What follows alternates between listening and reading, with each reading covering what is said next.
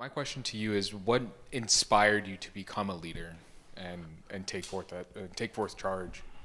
That's a great question, and let me give you a little history, and then I'll answer your question. So you remember, I in the military, owned the police department, owned a company, was a senior VP with MGM Resorts. And the one common denominator that I learned, it's leadership. It's the one common denominator I learned. So when I was a young police officer, and I used to have a Jerry curl, and yeah, I was fine back then. I was fine back then. I was fine, then everything just dropped. But there was a sergeant I worked for, and he started making fun of me, calling me names, called me everything. So I quit. I quit the job. And my training officer calls me, and he said, "You don't impact organizations on the outside, you impact them on the inside." He says, "So you have to work to put yourself in the room where decisions are made so that type of behavior is not tolerated."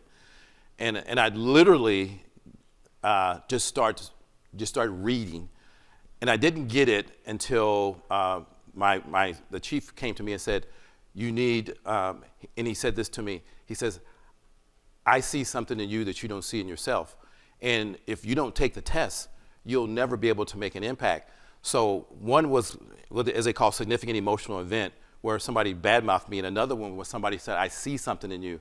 So I just started studying leadership. So I started reading autobiographies. I started reading everything I could.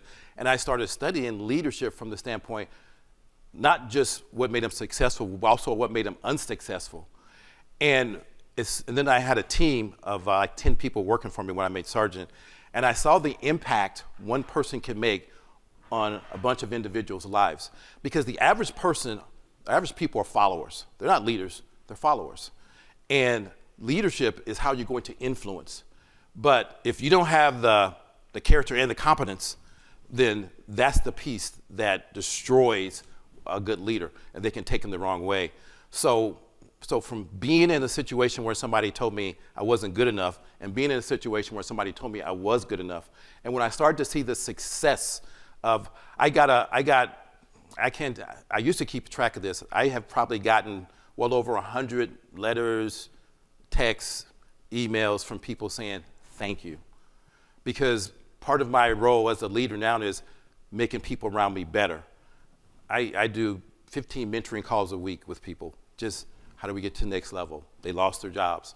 And so, because it's about giving back. If a leader is not contributing, elevating, mentoring, coaching, giving back, it's a miss. It's a miss. And so that's where, from somebody seeing that in me and reminding me, you got to do things to give back, to give back. I love leadership workshops because it transforms people. It makes them think differently. It makes them behave differently. If you start looking at the patterns of a leader, you will find some things that are unique.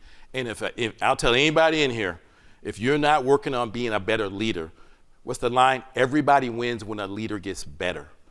Not just the organization, but also your family, your friends, people around you. And if you want to know what kind of person a leader you are, look at the people that you hang around.